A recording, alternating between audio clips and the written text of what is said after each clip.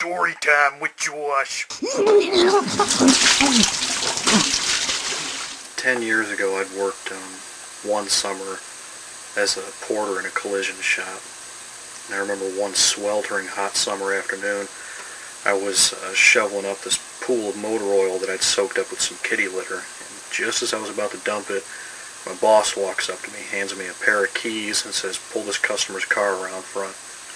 He points out the customer, and it's a middle-aged woman, reddish hair, t-shirt with hummingbirds on it, broad-shouldered woman, 260, maybe 275 pounds. At first I thought it was the 2 Weeks lady from Total Recall, but it wasn't. It was my mom. I hadn't spoken to her in years because she's my mom. I mean, why would I want to talk to her? She fulfilled her role in life. I survived childhood. She ruined my outlook on life. Why would I want to continue interacting with her, you know?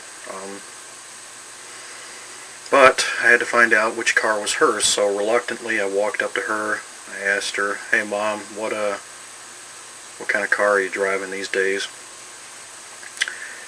And she looks at me, and as she goes on a tirade, she says, "Oh, it's the one made out of stone. I had them remove the part of the chassis just beneath the steering wheel so that I could propel the car with my feet. You know, like they do on the Flintstones every week. I want lots of calluses on my feet because calluses are good luck for dancers. You know, after your father burned himself to death on purpose, I became a dance instructor." And I say to her, "You don't know how to dance and you're out of your mind. Come here. I'm going to lock you in this closet here with these scary rubber Halloween masks until you're over this craziness." But she pulls her wrist away from me, and she says, "No, I do know how to dance. I'm going to show you how to dance. It's an authentic expression, just like what Bruce Lee said about cooking. Look, I'm going to show you how to dance. How to dance. I'm going to show you how to dance."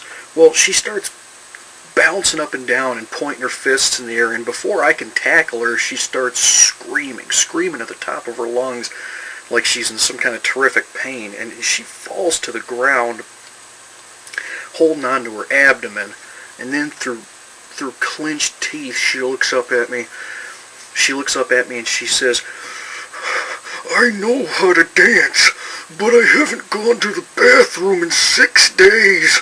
Bowel movements are bad luck for dancers, you know." Okay, so I kicked her onto this blue tarp, and then I tied that to the trailer hitch on the back of this pickup, and I drug her to the ER. They scraped her off of the tarp, put her on a gurney, stuck a latex gloved finger into her rectum, wiggled it around a little bit until what they described as the cork came loose, and then there's just Niagara Falls of crap just pouring out of her butt all over the bed and the floor and everything. Apparently, I mean, it was the buildup of toxins in her body from not having, you know, had a bowel movement a few days that had made her go even more insane than she already was. I let her find her way home, and when I got back to the shop, it turns out she didn't even have a vehicle there. She'd identified herself as one of the customer names that she'd seen on the clipboard in our office. The only thing that I could find of hers there in our lot was this surfboard that she carried there, and she spray painted "How to Dance" in lime green spray paint on it, so